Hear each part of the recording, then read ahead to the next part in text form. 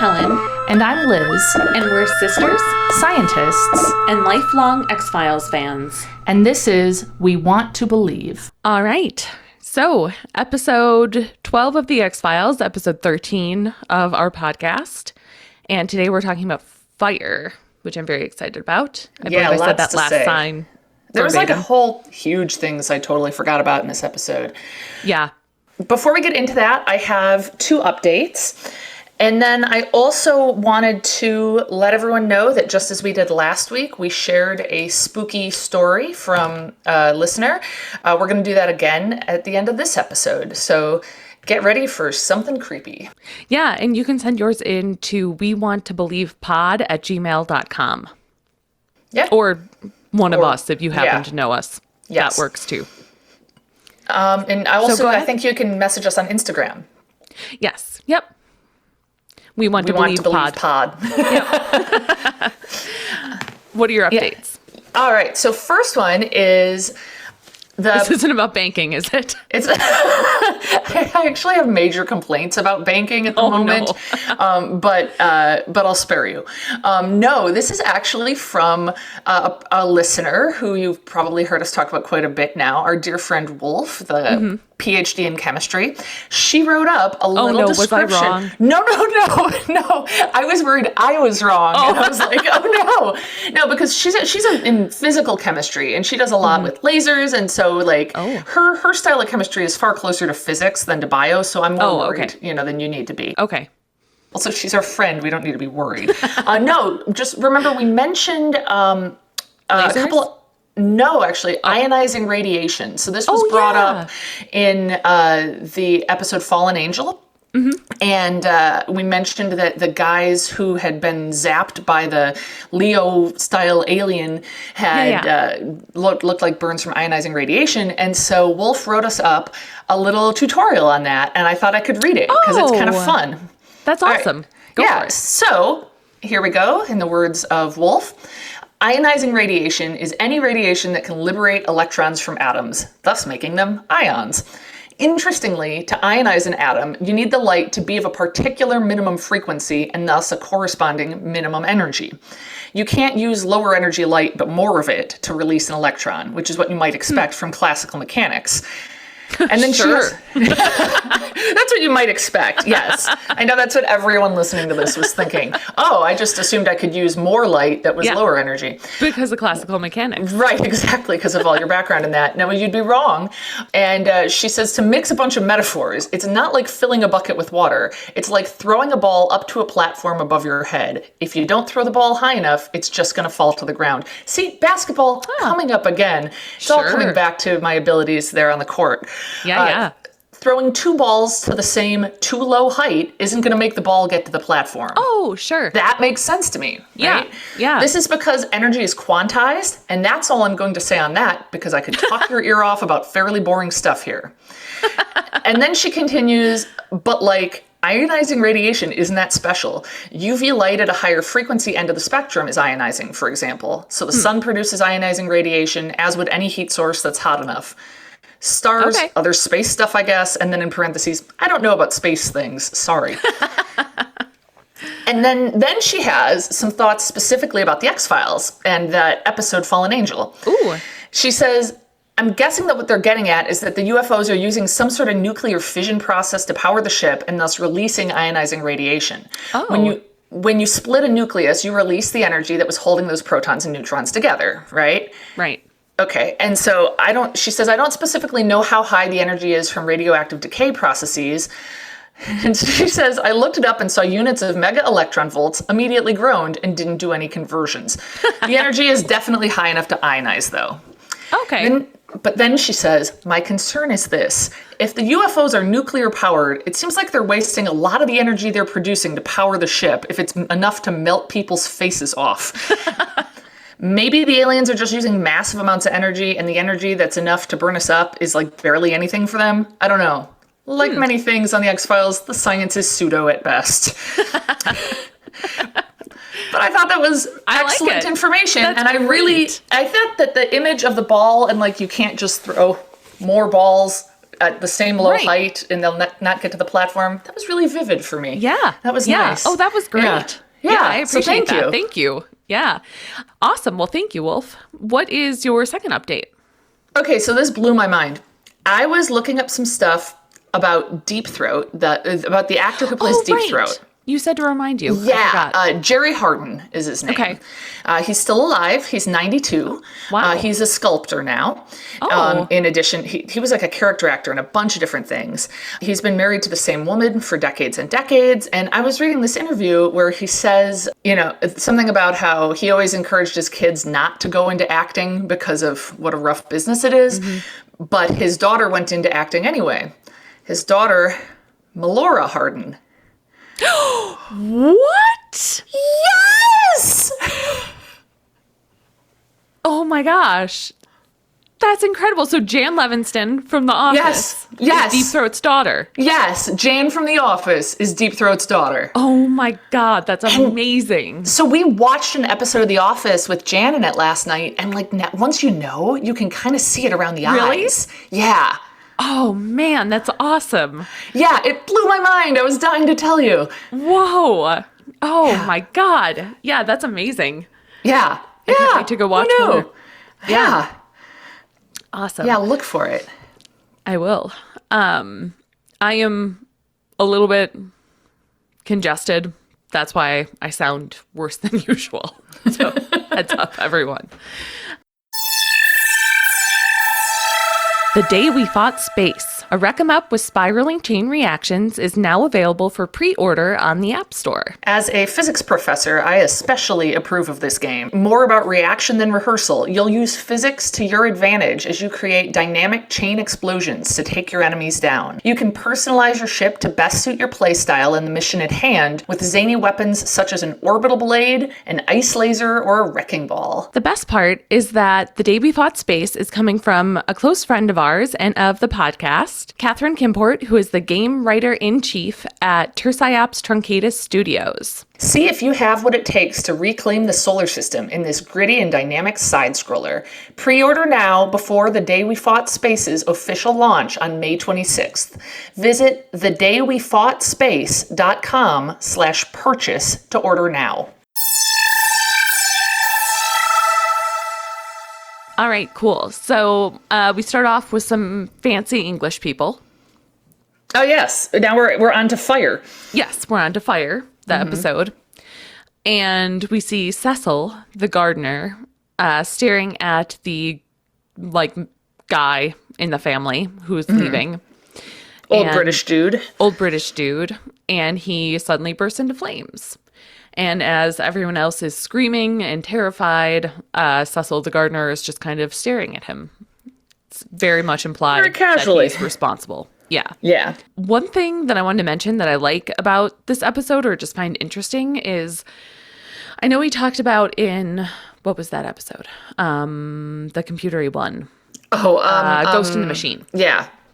How it wasn't that interesting partially because we knew the machine was responsible. There was no sort of guesswork or anything. And I thought it was interesting because in this one, pretty much right away as well who's responsible, but it still is a really good episode. Yeah, that's a really good point. Yeah. It's not like, what's the source of these fires? It's clear it's this guy. Yeah. But it's more like, what's the mystery feels... It feels engaging to know how are they going to take him down? How much Right. damage is he going to cause in the meantime? Yeah, it's Right. real well done. Yeah. Yeah. Nice and suspenseful. Yeah. Yep. So we see Mulder and Scully in the parking lot, and the car They're is all unlocked. bantery. They're all Yes. having fun talking to each other. And yeah, they get in the car and it's unlocked. Yep. And someone had left a tape in it, like a cassette tape for Yes. anyone The who doesn't youngins. remember those. Yes. And I really enjoyed Mulder's remark about that. That was when Scully goes, what do you think is on it? He says, 10-1, you can't dance to it. Yeah. So, yeah. I thought that was when he gets the tape at the end. He says it both times. Oh, does so it's he? like a callback. Yeah. Oh, I didn't notice Yeah. that. And there's a British woman's voice on it warning about some sort of explosion and how, someone received a tape and when they opened the door and then the door opens Yeah. and it's a British woman same one, presumably, who was talking, and she kisses Mulder, and you immediately dislike her. Yes, immediately you do. Yep. Yeah. Yeah. And her name is Phoebe Green from Scotland Yard. And she's there to talk to them about a case. Apparently, someone is burning British aristocracy. Aristocracy. Oh my God. Ha! It's you this time.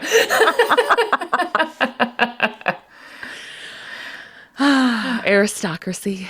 Alive. Just gonna keep going.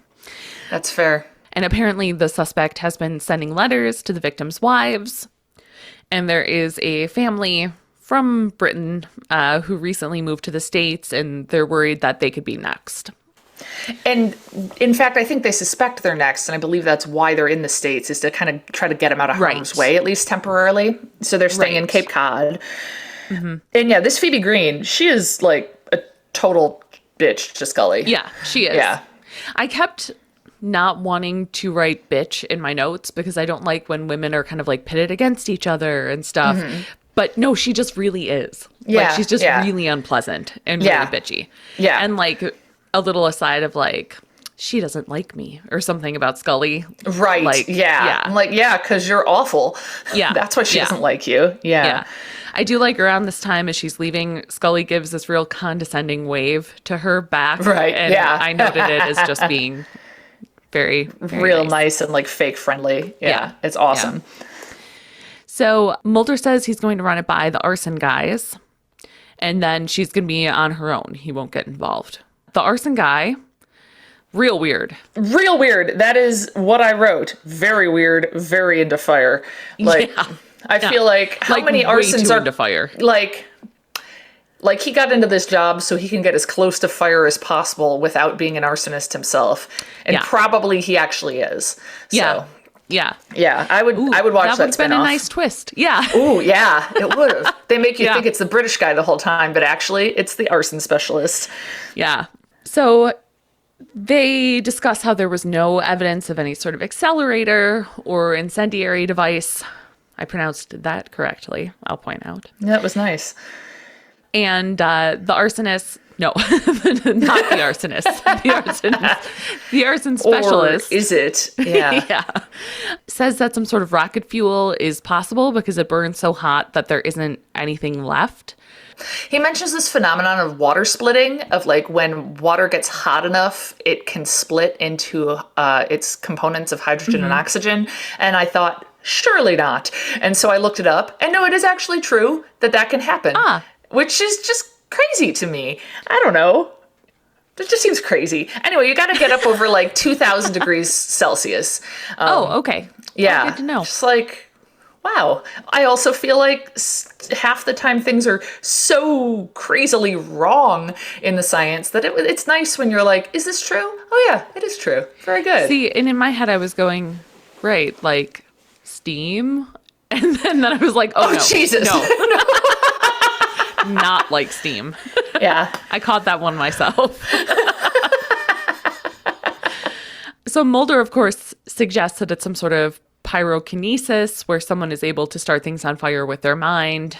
Which it is. It is, yeah. And what I actually thought was funny was that, like, they all just kind of let him suggest that. Like, I'm trying to imagine a situation in which I'm talking to colleagues and someone brings that up, and I'm like,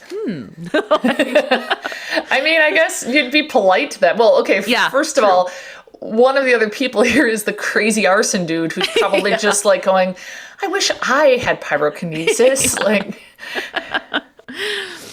so it shows this fancy house in Cape Cod, and the British gardener is now painting. Before we get too far, I just want to pause for just a second to take a moment to appreciate banter, because Mulder and Scully are getting to know each other better. It's a good episode. And like, there's lots of like these moments where you see they really know each other pretty well now, and they're comfortable with each other.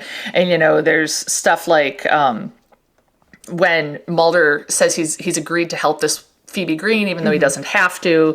And there's clearly some messy stuff in Mulder and Phoebe's past that Mulder says, I was extending her a professional courtesy. And Scully says, is that what you were extending? And just a lot of like her giving him a hard time about Phoebe, and like, it's nice. Yeah, You're starting it to is. see that develop. So I just wanted to note that. Oh, for sure. Yeah, it's a great one for that. Which is one of the reasons I've seen this episode so many times. This is one that I would rewatch frequently. I somehow totally forgot Phoebe Green's character existed. So Oh, really? yeah. Ah. Yeah. So the British gardener, Cecil, is now painting in the house and has shaved off his facial hair. We see him staring as the family is getting out of their car from the window, and he puts a cigarette in his mouth and it lights itself. So the family is coming into the house, and there's a painting there that looks like the wife, which, like, then run. Right? Yeah. Well, I don't know. Hang on. You're saying that if you were going to stay in a house, all right, I'm traveling soon. Yeah. Some of the hotels I'm staying in are nicer. It's possible they have artwork. Are you suggesting that if in one of the rooms there is a painting that looks like me, we should just leave? I'm saying that if you are running from someone who is writing you creepy love letters, Okay. And I'm you not. get there and All there's right. a painting that looks like you, then Touche. yes, All right. Fair. Yes. Fair. then you should. Yeah, and at sure. the moment, I'm not. I don't leave for a couple of weeks, so who knows what might happen. But don't write me any creepy letters, anyone. Yeah. Let me stay in my hotel room with creepy paintings in peace. Anyway, all right, so fair enough. Yeah, and so it's noteworthy. Cecil was like painting the wall, and he's got this painting, so this Right. might be relevant later. Yeah. Yeah. Except it never really is. Oh, it totally is, though. Is it? Yes. Okay. All right. We'll Well, discuss get it. Yeah. There is a very adorable tiny little dog. Oh my God. out in the yard. Of course, I went to my most important website, doesthedogdie.com. They actually note this episode because someone writes that that someone's mean to the dog, but it's fine because later in the episode, the dog is like, or just a little bit later, I think the dog is digging, and It's that. it's right then. This is yeah. Oh, okay. Yeah. The Yeah. dog is digging in the yard, in this big giant yard, and uncovers like a hand, an arm, like clearly there's a body not very well buried there. Not very well buried. Like, do better, man. That's a small dog that is uncovering this. And Bob, so, the caretaker, says something like, "I'm the caretaker now." So we're supposed to believe, oh, well, this was the caretaker. so Bob is Cecil's new name while he's in America. Cecil. And Cecil, sorry. Oh, yeah, okay. All right. And he kind of like kicks the dog away with his foot, but it's not too bad. And the dog is fine. The dog is fine. Yeah. Yep. Oh, do you know who plays Cecil/Bob? Oh, I have a note about this. So I don't know anything else except that I was watching this and Zach came in the room and he said, "Hey, that guy was just in a Doctor Who episode." Oh, no kidding. So Zach apparently just watched a Doctor Who episode where that guy played an American FBI agent. What? Oh, Yeah. weird. Isn't that weird? Because I feel like he has a type. Because the other thing that I know you and I have both seen him in, he's a very similar character, I feel like. Criminal and United Kingdom. I don't know. Is he British? Is he Irish? I'm not sure. He's Badger from Firefly. Do you remember that? Yeah. Yeah. Yeah. Oh, I forgot about that. Yeah. Yeah. I had to look it up because it was driving me crazy. I needed to see how I knew him. So, Yeah. Yeah, I knew he was in something else, but I didn't bother. it sounds like he did like all the sci-fi shows, right? If he did Doctor Nice. Who, he did The X-Files, Yeah. he did Firefly. Right. Yeah, he's a sci-fi Nice. guy. Presumably he cannot actually start things on fire with his mind. Probably not. Probably not. Maybe that's why he was cast. They're like, this will save us on special effects. We're looking for someone who's a good actor and has pyrokinesis. Yeah. And he was like, my time has come. So Mulder tells Scully that he's afraid of fire and that when he was a kid, his best friend's house burned down and they had to stay the night there to keep away the looters. Which is insane. Yeah, yeah. But then I did some math and realized that, so if Mulder is 33 and 93, he would have been born in about 1960. Okay. And so he would have been a teenager in the mid-70s, which I feel like that seems like a very mid-70s parenting sort of thing to do, from what I understand. Well, wait, I've already forgotten. Does Mulder say how old he was when he had to stay all night to ward off looters? No. Okay, somehow I pictured him as like William's age. So, like 7. I was picturing him like 11 or 12. Okay. In which case, I don't know. I still wouldn't. Yes. No. I think, yeah, I just had a lot of questions about what exactly went down. You know what? We'll get into Mulder's childhood, won't we, at some point? So, true. yeah. True. That's probably the least weird thing about it, so. Yeah, very true. And he says that Phoebe knows about this. And so he references her mind games or something. Yeah, yeah. So then we see Bob spying on the wife of the family, who I don't believe we ever learn the adults' names. They I just have the two no boys, idea. but yeah. He's spying on her as she makes tea, and then he starts talking to the driver who's outside smoking and has a cough. And so Bob, very kindly, of course, goes into town to get him some medicine. But he stops to get a drink at the bar and is talking to a woman there who's clearly a little drunk, and he asks her something, or she turns around for a second, and then she turns back and his finger is on fire, and it's supposed to be like, oh, what a cool magic trick, but then his whole arm is on fire, and then he sets the whole bar on fire, and he's cackling wildly as his body goes up in flames. Yes. So I'm sure the arson specialist would approve. Yeah, again, it's his dream. Yeah. They go to see, Mulder and Scully, right? Mulder and Phoebe. Mulder and Phoebe. Oh, God, I'm so sorry, Scully. Yeah. I didn't write down Habit. who. Yeah. They go to see the woman in the hospital. Mm-hmm. I thought she was fairly unscathed, all things considered. Yeah. Like her hands were burned. Oh, I thought you meant, unscathed. Yeah. She also seemed a little nonplussed. Unfazed. Unfazed. That's true. Kind of, yeah. So this thing happened again. Yeah, pyrokinesis not as weird on this show as you'd think. Yeah. Everyone seems sort of like, oh, that's kind of strange. Yeah. Well, to be fair, it's the East Coast. You know, maybe there's stuff going on there that we're unfamiliar with. Because we're from the Midwest, we don't realize that's actually normal out there. Right. If you're from the East Coast, how familiar are you with pyrokinesis? Let us know. Yeah. Have you ever set stuff on fire with your mind? Yeah. So they're talking to her, and she gives them a little bit of information. She says that he had an English accent, which they note, and she says that she'll work with a forensic artist to try to get a sketch of him. Yeah, do a sketch of him. This is where I noted in my notes, imagine working with someone who you used to date. Ugh. Because there's a lot of like Mulder and Phoebe tension that's clearly going on, where they seem annoyed with one another, and it just like, ugh. I mean, I don't know. There was a period in graduate school where I was in classes with me and both of my roommates' exes. Oh. So all my ex and both my roommates' exes, all in very small classes with me. That's right. It wasn't super fun. No, I can't imagine it would be. I don't recommend it. Yeah. I noted here that they imply that they had sex on Arthur Conan Doyle's grave when they were dating. Yep, that is what she implies. And I have a story about that. Awesome. Not that kind of story. Good. But, yeah. I looked up the grave, and my main takeaway was that looks real exposed. If you look at Arthur Conan Doyle's grave, it's like, it'd be right out there in the open. Anyway, she does what mention is your something story? about it being a misty night. So perhaps that was some intense mist. Yeah. So I don't know how familiar you are with the podcast Noble Blood. I've never heard of it. Ooh, it's really good. So it's put on by a historian, and she'll go over different kind of mysterious or spooky stories of nobility in the past. Okay. And so in one recently, she was talking about Mary Shelley. Apparently Mary Shelley was a friend of I know Byron. this, and I saw the grave. Yeah. Really? I know all about this because of our vampire trip. We saw the grave you're about to talk about. Adam and I just walked by it in January.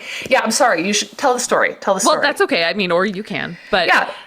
Mary Shelley's mom died relatively early, and so Mary Shelley would hang out there pretty frequently while she was growing up, and she took Percy, her eventual husband, there, and they had sex on the grave. Yep. Yeah. For our spooky vampire-based trip to London and Paris next year that we're leading, if you're interested, remember, leapinghound.com. It doesn't count as an ad. I don't have to pay anything. Anyhow, Adam and I went to the grave to see how spooky God. and atmospheric is this. Is it worth stopping off and seeing it? Is it? And it's cool, but it's not enough to justify having the whole group go just to be like, people had sex there. Moving along. There's other graveyards that we're prioritizing, basically. Okay. Yeah. Sure. Well, and Mary Shelley herself is not buried there. Although her mom, I believe, was a pretty on the vindication of the rights of women. Yeah. Right. She's an important feminist. Yeah. Yeah. Which is pretty cool. Yeah. It was awesome to see her grave. It wasn't like super well marked or anything. It took us a while just kind of like walking around. I think I sent you a picture from there because I said, look, I spotted a black dog in a graveyard, but it was like this real playful dog with like a stick, and it like was with its human, and it was real cute. Oh. Yeah, it was quite nice, but it was like not quite enough to justify it. But yeah, I've seen that grave. Cool. Well, that's awesome. Yeah. So, it happens. So people do I don't it. know. Yeah. And in this case, I feel like better Sir Arthur Conan Doyle's grave than your mother's. Yeah. Right? I can't think of anything that would. It's We're not going down that road. They're not even going to go down that road. No. And actually, it kind of thinking about what Mary Wollstonecraft's grave looked like, it was at least as out in the open as Arthur Conan Doyle's, from what I saw in the pictures.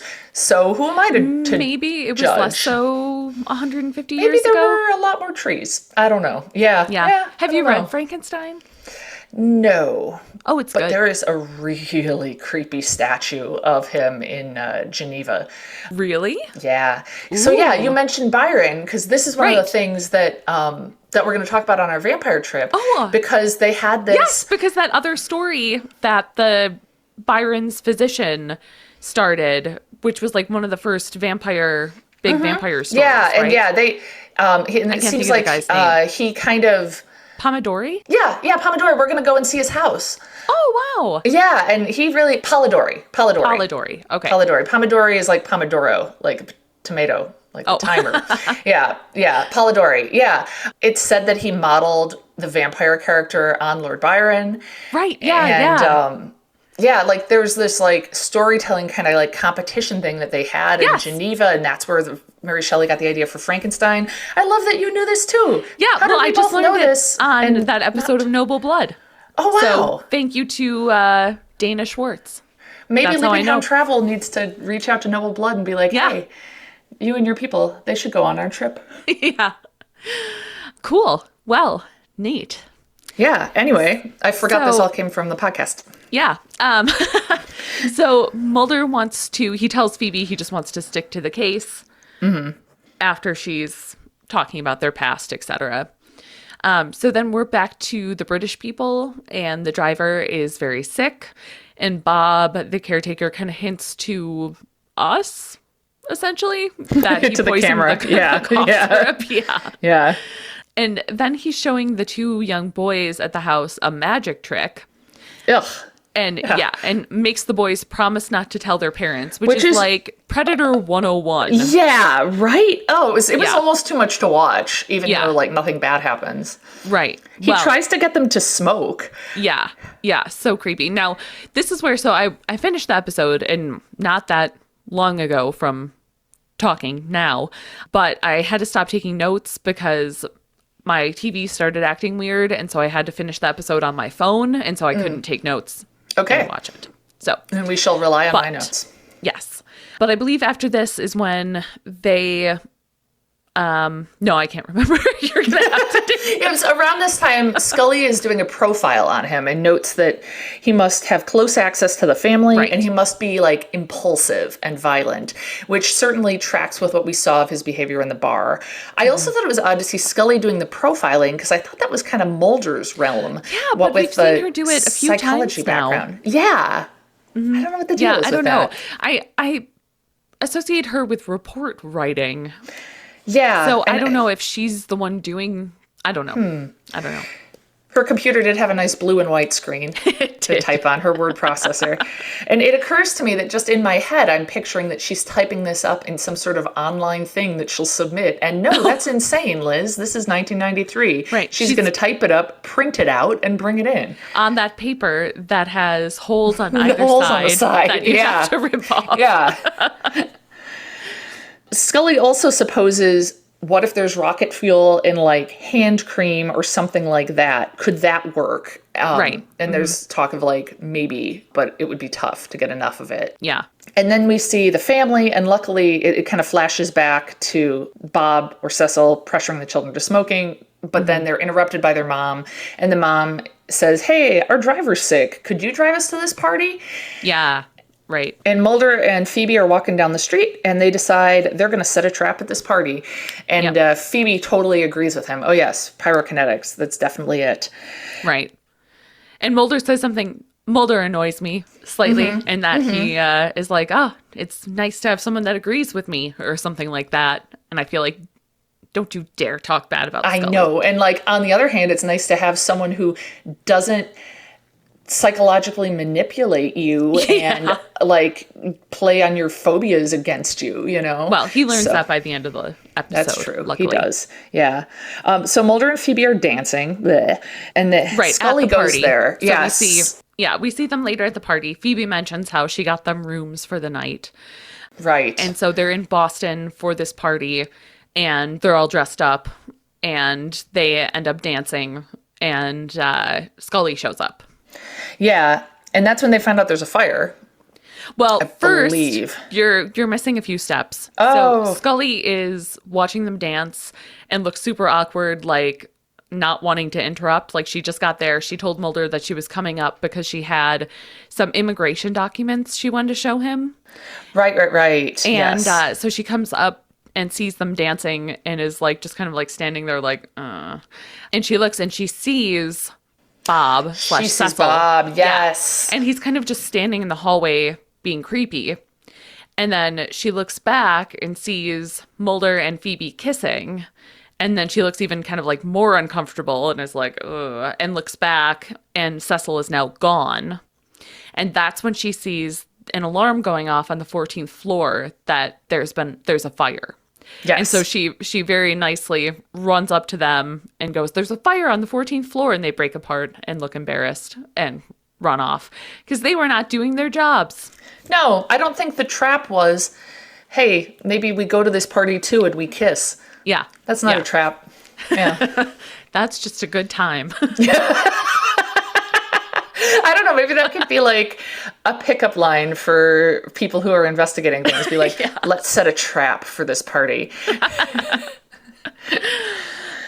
So Mulder like tries to go up there. He runs up the stairs. He's super afraid, and he collapses in the hallway. And the firefighters have to get him out of there. Yeah, and they say, the firefighters, I'm sorry, don't save the kids. Bob saves the kids. Yeah, right. Yeah. The firefighters saving Mulder reminded me of. Do you know what I'm going to say in Arrested Development? Go ahead. Oh, it reminded me of an Arrested Development when Michael wants to go out with Sally Sally Sitwell, and Job is like, "Oh, you start her car on fire and then you rescue her, but then the flames are too big and like Job has started her car. It turns out not to be her car, and so she goes out and sees him not heroically putting out her car on fire, but being carried in a blanket by firefighters, unable to speak. So it had that sort of tone to it for me. I was laughing because they called him Buddy, which I thought was really funny. I didn't remember that. That is adorable. So Mulder is kind of sitting off to the side, looking, like he's sad. Yeah. He, kind of mad at himself and is breathing into an oxygen mask. And Phoebe is out there, like, shaking the hand of Bob. And Scully is there helping out Mulder, of course. Yes. And so then the next morning, Scully is in his room when he wakes up, and he's still kind of coughing and stuff. And it's clear she was checking on him.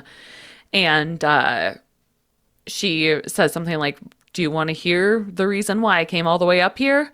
So she wants to tell him about the immigration documents. And do you want to summarize that? You have notes? Yeah, I because do. Without notes, I might not be able to. Okay, so basically, she says that she looks into, like, all of the victims, like, domestic help. And her first point is, they don't do anything for themselves. There's so much help. There's only one duplicate, and it's the name of Cecil Lively. It's a gardener who was at two of the victims' houses. So then she looks up Cecil Lively and finds there is a Cecil Lively who died in a fire in 1971. Right. And spelled slightly different, there's a Cecil Lively who died in 1963, a kid who died in a satanic cult in the woods. Right. And this is like never addressed. And I was like, what should I get out of this? What does that mean? Yeah. I don't know. Yeah. Well, anyway, then she's like, and then this passport was scanned in Boston 2 weeks ago. For and then, Cecil Lively. Right, for Cecil Lively. That's the other record they have of it. Right. And the arson suspect picture, the one that was drawn, that was sketched out by the woman in the hospital, is then faxed over to Scully. And it's Bob. Yep. Of course. So Mulder, by the way, goes to the house and finds Phoebe in an embrace with the father. Right. I noted down, I was just like, wait, what? Yeah. So he's going there to tell her that he doesn't have the picture, but knows the name Cecil Lively and wants to give it to Phoebe. And so he meets her there. Yeah. And she's like on the stairs about to kiss the father of the family. Yeah. What the heck? Yeah. It just seems like some random extra bad thing they could have her do. I felt like she was bad enough. We don't also need to make that like the dude involved is cheating with her or whatever. Yeah. I don't know. It's Agreed. just like weird little extra thing. They do note the painting again. They kind of show it to remind us of it. And so now Scully shows up and we have the complication that because Cecil/Bob had been their driver that night, they think it's the driver. And so Scully tells the family, it's your driver. And so they think, oh, it's that dude who was sick and then disappeared. Not realizing, no, it's the caretaker who stepped in as the driver. So Scully says the driver, he's the killer. Mulder says, oh, their driver disappeared, like we're told. But then the parents, thank goodness, see the picture and go, no, that's the caretaker. That's Bob. And he's upstairs with the children right now. Yep. And then they show the driver who's just like in a spare bathroom burnt to a crisp. Yeah. Yep. That's where he disappeared to. Yeah. I can't imagine being in a place with so many bathrooms. I could lose a burnt man. That's how you know you have space. Like, it's a measure of having a big enough property is can you lose track of a man who's been set on fire? Yeah. Yeah. They find rocket fuel in a can in the garage. And then, so my impression when Bob is doing all that painting in the beginning, painting the walls, painting the painting, he's using rocket fuel on all of that. So then he can use his pyrokinetic powers to make it all go up on fire. Right. And indeed. So Mulder goes up the stairs to try to get the children and the dog. And Cecil's up there and he snaps his fingers and the whole hallway ignites because he painted it with rocket fuel. Right. So they're kind of specific that like he can start fire, but he still needs an accelerant. Like he can make fire exist, but he can't necessarily make stuff catch, which is an that's interesting. Distinction that they were very careful about making. That's true. As if we wouldn't find it realistic that he could make stuff catch on fire. Right. We need that jump in logic or whatever. Well, again, New Englanders, tell us, is this the common maybe thing this is out normal. east? Yeah. We're just missing something being from the Midwest. Yeah. I assume it's that. We can make stuff start on fire and spread. Right. Yeah. No, we can't do that. No. We can't tell anyone.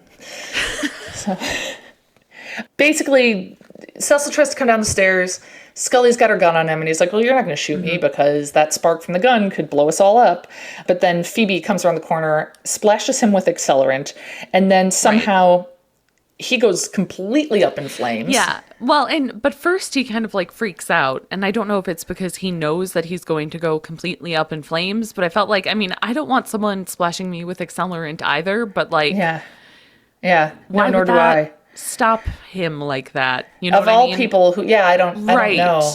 Yeah. I mean, you know about the story that with my friend Sandy and gasoline, right?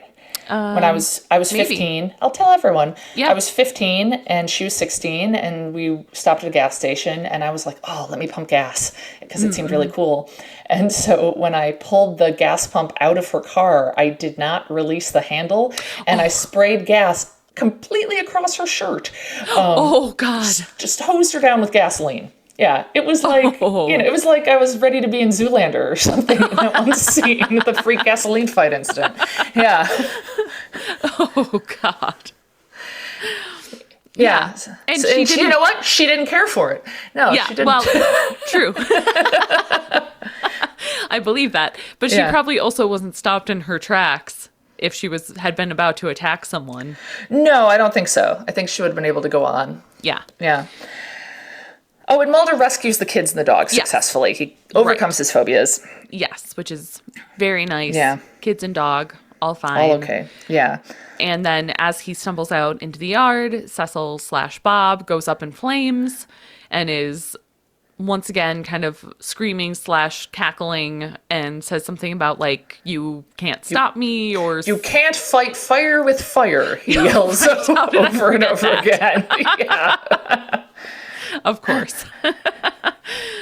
And then we see Mulder and Scully back in their office, and there's some more nice banter. Phoebe left Mulder another tape on his desk, and Scully asks if he's going to listen to it, and he says 10-1 you can't dance to it, and it's clear he's not going to listen to it, which I'm very proud of him Good for. to him. Good for him. He's grown. Yes. And then we see that Cecil is alive. They're told they anticipate a full recovery, and he's like in a hyperbaric chamber. His body temperature is a steady 109 degrees. Yeah. Which I guess that's just extra spookiness. Right. It doesn't. Maybe that's any supposed sense to to me. explain. Maybe once, if you get a fever that high. You can do this too. Yeah. Yeah. Yeah. Don't try that. Yeah. God. I wanted to note that they refer to him having 5th and 6th degree burns. Oh, yeah. So I looked that up, because I'd never heard of those. And so when you go on I looked on Johns Hopkins website and the University of Rochester Medical Center websites, and you look at different degrees of burns. They only go up to 4. Yeah. I did find websites that mentioned 5th and 6th degree burns, but they were mostly personal injury lawyer websites.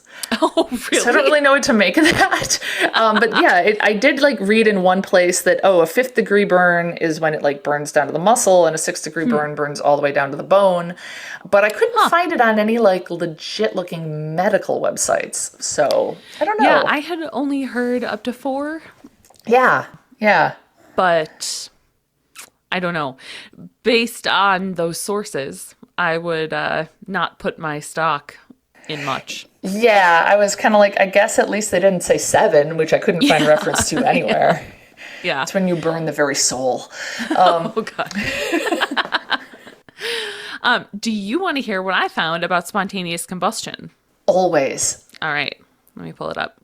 And this has scared me since I was 10, when Really? I was up late playing video games with my cousins, and they Which were cousins? Rob Dan and Dan? and Rob and Rick and Keith. And I believe this was the same night that we were all trying to stay up all night, and we were looking for caffeine to drink, and we found there was an old pot of coffee from that morning with just a little bit left in it. I don't know if anyone, I think Rob may have drank some or talked about it, but it wasn't really Wait a utilized. second. You were 10? Yeah. So Dan would have been 18? No, Dan's not 8 years older than me. Oh. So he would have been 14? He would have been 13 or 14. Yeah. Oh, okay. He I was guess a that senior. makes it a little bit better. Yeah. Because I when was going to a say, 8th grader. why was he letting his 10-year-old cousin drink coffee? Yeah, But, no, okay, that's a little no. better. I think he was 13, and it's Okay. maybe, yeah, something like that. But what I remember is we found a single can of root beer, and either Rob or Keith locked themselves in the downstairs bathroom and drank the entire thing, and then later found out there's no caffeine in root beer. But yeah, it was that night. Dan told me about spontaneous combustion. That was the first time I'd ever heard of it. But I think they were trying to get me to go to sleep, because then I was told that it only happens if you're awake, and it never happens to people who are sleeping. And so that stuck with me for a while. That's great. Yeah. So maybe, hey, parents, try it at bedtime. Well, I'll try it tonight. Yeah. Have an update next week. God, that's horrible. So this information is coming from a journal called New Scientist, which I didn't look into much. It is technically a peer-reviewed journal, but something about the name of it makes me intrinsically not trust anything coming from it. Agreed.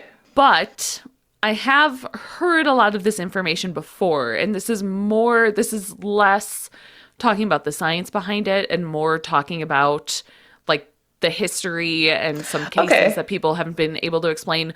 So I left it for that reason, that it's not gonna, but yeah, caution.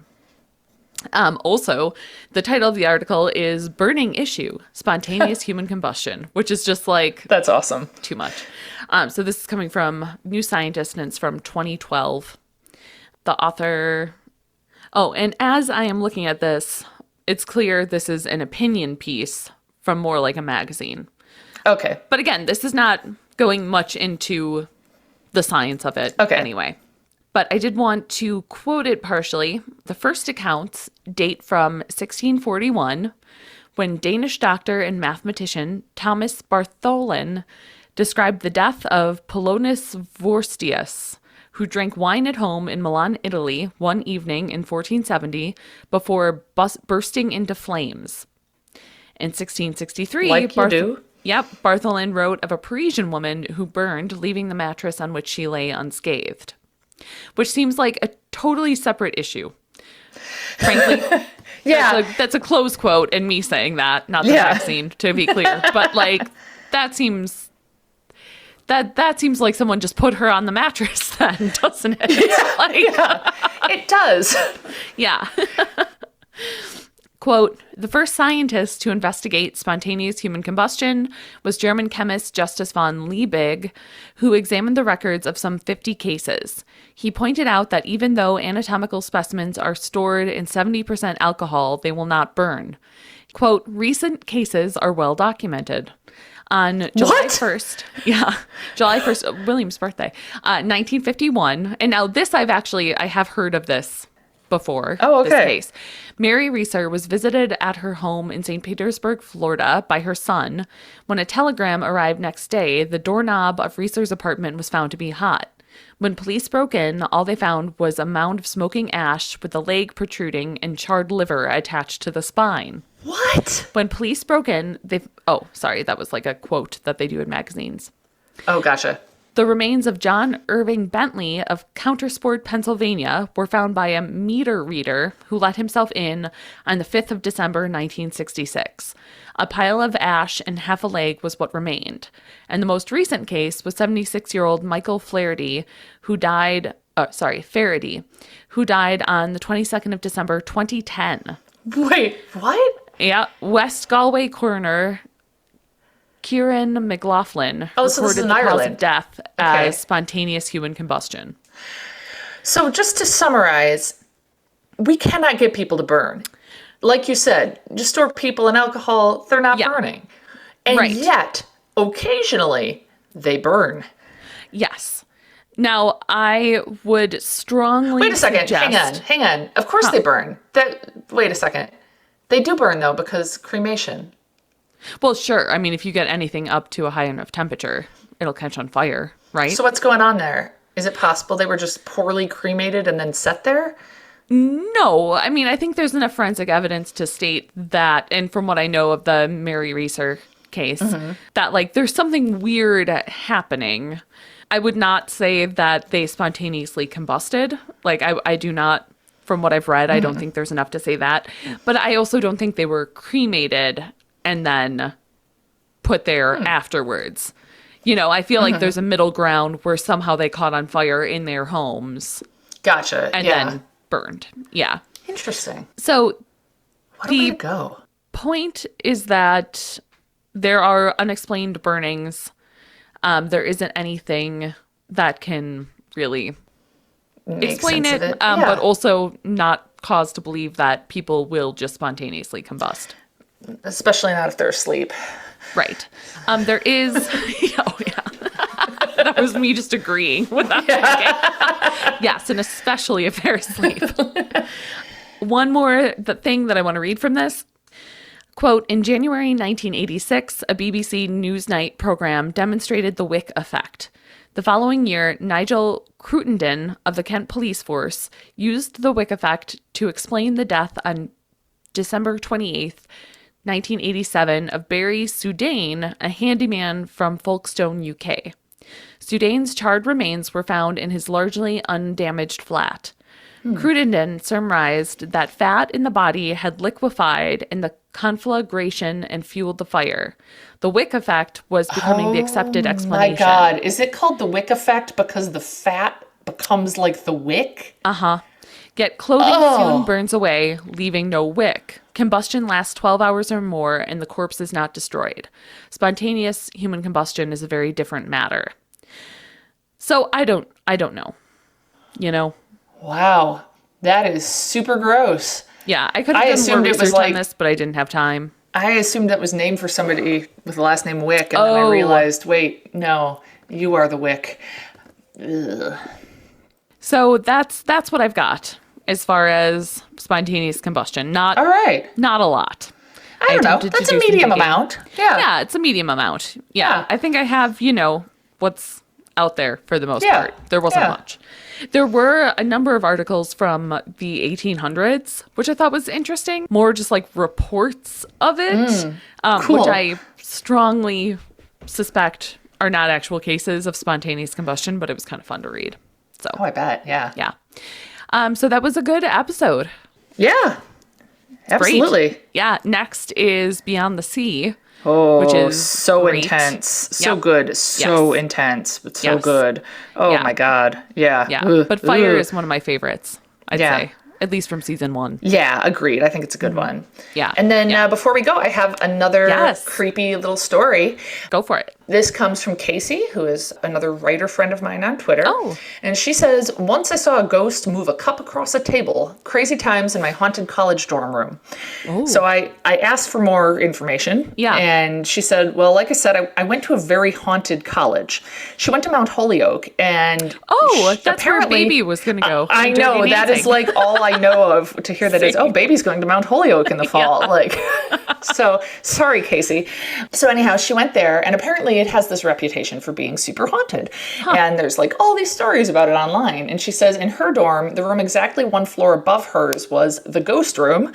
It was locked and no one could live there. And she says, of course, we, the students, knew it was because a ghost lived there. Although the college's official story was that the room was storage. Well, living right below it meant I heard plenty of noises in the night, and my door would never stay shut. I would have to lock it or put a chair in front of it so it wouldn't open while I was sleeping. Ooh. And then she says, another time I was wandering in the basement of a different dorm at night, and I came across a small door under the stairs. When I tried the knob, it was unlocked, and there was some sort of passage underneath. So of course I ran to grab my friends to go exploring. But by the time we got back, the door was locked shut. That was super eerie because it wasn't even 10 minutes later, and it must have been around midnight on a Saturday, so no maintenance people were around. Oh. Ooh, creepy. Yeah. Right? Yeah. Real creepy. So, yeah. I did not know that about that it had that reputation. Yeah, I didn't either. I mean, I think we've exhausted the limits of what you and I know about Mount Holyoke, and that is a single line in Dirty Dancing. And she said, going by 1993 standards, she would like to be played by Winona Ryder when Mulder and Scully investigate this haunting at Mount Holyoke. Oh, nice. Yeah. Awesome. An excellent choice. Cool. Yeah. Do you want to tell the story of your haunted dorm room? Oh, sure. Yeah, if I can. There's a reason this didn't come up under legitimate creepy experiences we've had. Okay, so I gotta be honest, that room creeped me out. I went to Northern Illinois University, my dorm room, in actually a pretty new building. It creeped me out. I swear that like once I got up, I took a shower, and I came back and like books that I'd had on like my bookshelf were now in my bed. Huh. I never sorted that out, but I had these keys on like a hook that you like stick to the wall. Like a command strip sort of. Yeah, exactly. Situation. Yeah. Mm-hmm. And multiple times while I'd be like laying in bed in my dorm room, the keys would fall off the hook and end up on the floor. But it's a hook. That's not how hooks work. The hook stayed on the wall. The keys somehow ended up on the floor. So I was convinced it was haunted. And it happened several times. Yes, like it several was not, times. Yeah. Yeah. And I remember you like calling and being like, it happened again, my keys. Yeah. And And so then I was trying to like show someone what was happening. And as I did so and was kind of miming with the keys, it happened again. But what happened was the top of the tape or the command strip or whatever must have weakened. It started to fall down. So the hook tipped forward, the keys fell off, and the hook flung back into place and stuck itself back to the wall. So it was just sort of dipping forward and then dipping back because the top of the sticky bit was weakening. So no ghost, at least not a key-based ghost. Not convinced there were none. Yeah. Yeah. I did once think that there was a ghost in our apartment downtown. Yours and Zach's or mine and yours? No, mine and yours. Oh.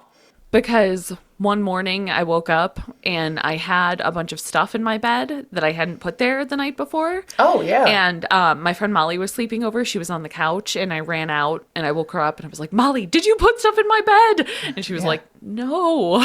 And I was like legitimately freaked out. Yeah.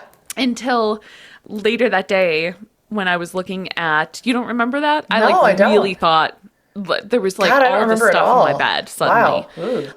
No, but then I looked at my clock on my cell phone and I realized that I had set my alarm because I was going to go volunteer that morning. And so I had my alarm set for super early at like 5 o'clock or something. And so I must have gotten up and then decided that I wasn't going to go volunteer and laid back down because it was all like the stuff I was going to wear that day and like my hairbrush and stuff. And so then I crawled back into bed. Did you kind of remember it? Or? Yeah, once I saw that. All right. Yeah. Okay. Yeah. But that's not weird. Ghost-based. Yeah, but it really freaked me out for a while. Yeah, absolutely. Yeah. Well, that's it. Yeah.